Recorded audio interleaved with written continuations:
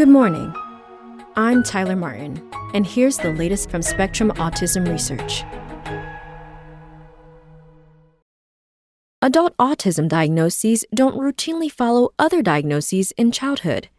By Peter Hess. Most people who are diagnosed with autism in adulthood were not diagnosed with a psychiatric condition during childhood, according to a new study. The result suggests that childhood misdiagnosis cannot explain why some people with autism are identified only later in life, says lead investigator Laurent Matrone, professor of psychiatry at the University of Montreal in Canada. Instead, these people may have camouflaged their traits through adolescence, have late emerging traits, or have a different condition similar to autism, he says. Others, however, say it's difficult to draw firm conclusions from the study because the condition's diagnostic criteria have shifted over time, and because of holes in the dataset the researchers relied on. Matrone and his team examined the medical records of 2,199 people diagnosed with autism after age 18 within the Danish National Patient Registry, a large database that contains demographic and diagnostic information about everyone in Denmark's national hospital system. The childhood prevalence of 17 different psychiatric conditions was higher among the autistic adults than among 460,798 non-autistic controls, the study shows. But only 39% of autistic women and 31% of autistic men have been diagnosed with any of the other conditions as children or teenagers, the study shows. The work appeared in Molecular Autism in December.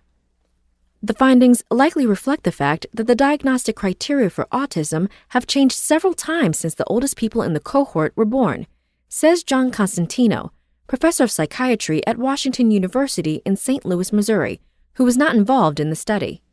Awareness of the condition has steadily increased, too. When their Danish cohort were children, nobody was diagnosing high-functioning autism, he says. Therefore, these observations can be viewed as epidemiologic demonstration of a period effect. What's more, the registry may not include information on people who were assessed for autism by their primary care doctors or other clinicians such as school psychologists outside the Danish hospital system, says Catherine Lord, distinguished professor of psychiatry and education at the University of California, Los Angeles, who was not involved in the work. We often think that registries mean this is perfect data sent from God, and it's not, she says. For comparison, she notes, adults are also increasingly being diagnosed with several other conditions such as attention deficit hyperactivity disorder, epilepsy, and intellectual disability that are usually diagnosed in childhood. Ultimately, concerns over the fidelity of a diagnosis come down to whether an individual will be helped by a diagnosis, Lord and Matrone say.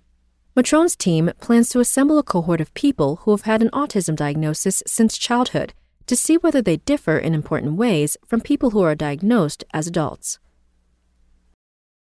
That's all for today. Check back on Friday for more content from Spectrum Autism Research, or go to spectrumnews.org.